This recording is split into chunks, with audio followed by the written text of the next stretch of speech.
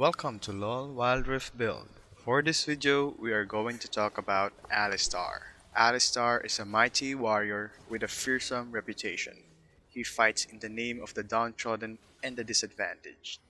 His rage as much a weapon as his horns, hooves, and fists. Alistar is a tank support champion which excels in initiation, zoning, and peeling for his team. Let's get it on with his abilities. His innate passive is Triumphant Roar. Alistar heals himself and nearby champions whenever he or his allies are damaged. I don't know if this is intended, but the tooltip indicates that the heal should only activate when Alistar is the one who is damaged, but it is also activated when a teammate near him is damaged. Triumphant Roar has a long cooldown, but it is reduced every time Alistar lands a crowd control on enemy champions. Hitting 4 champions with the same or different crowd control will nearly refresh its cooldown. This passive will not immediately activate when the lost HP of Alistar or his teammates has is less than the amount of heal they are going to receive. His first ability is Pulverize. Pulverize is an AoE magic damage ability which knocks up all enemies affected.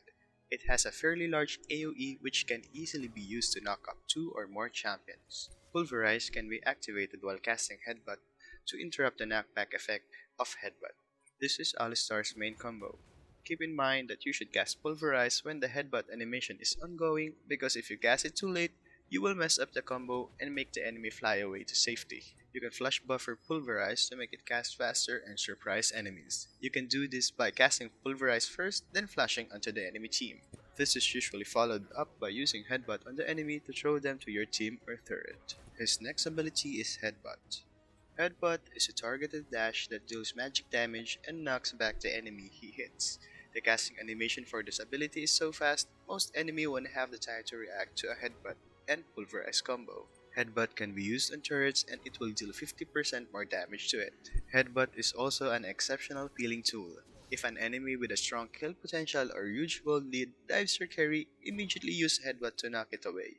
It is a judgment call whether to knock the enemy away or to follow up with Pulverize and go in for the kill. If your team's HP is low or have your abilities in cooldown, knocking the enemy away is the safer choice. Alistar's third ability is Trample. Trample deals AoE DPS around Alistar for a few seconds. If the AoE DPS damages an enemy champion, he gains a stack, and once he gains 5 stacks, his next auto attack deals bonus magic damage and stuns the enemy he strikes with his auto attack. This is Alistar's main zoning tool. Enemy champions will be forced to back away when this ability is active because they will be receiving magic damage per second and the threat of an impending stun.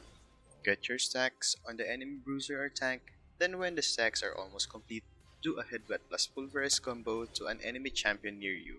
Not the tank, but preferably a priority target or a squishy carry. After the knockup from your combo, you'll be able to further hold down the enemy champion with a stun. Last but not the least is Alistar's ultimate, Unbreakable Wheel. Once Alistar activates Unbreakable Wheel, crowd control effects are removed from him and he gains a massive amount of damage reduction for a short duration.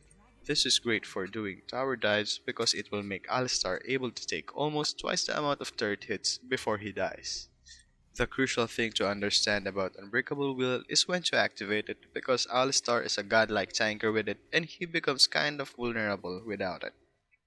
It takes experience when to know when to activate it, but here are some tips that might help. First is to activate it when you are in the receiving end of a strong ability. For example, Jhin activates Curtain Call mid-fight and you'll want to tank his ultimate so your team won't have to disperse and give up an objective. Next is when your team is about to take a tower dive like stated above, when you initiate and go for an all-in team fight. Lastly, when the enemy team initiates and they're going to do a wombo combo. Alistar has some simple combos which are the following.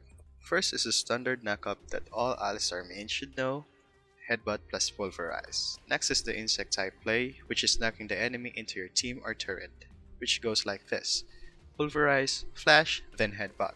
Finally, the full combo. Trample, fill your stacks, Headbutt, Pulverize, then auto attack to activate the stun. Next, let's talk about Alistar's items. Alistar's first item is the boots. Either get Ionian Boots of Lucidity if you are ahead, or Mercury Shreds, or Ninja Tabais if you are playing equally or in a losing lane. Upgrade immediately with the Locket enchant for the team shield on demand. Next, get Deadman's Plate to increase your kill pressure with the added movement speed from this item as well as the bonus damage and slow on your first attack. Zeke's Convergence grants the Harbinger passive which slows the enemy and enhances your allies' attacks to burn the enemy when you activate your ultimate, which grants a huge power spike to your killing potential. Protector's Vow has the Protector passive, which is a great counter to burst damage champions because it grants shield to you and to a nearby ally. Abyssal Mask increases your HP, magic resist, grants sustain bonus, and increases the magic damage received by enemies around you.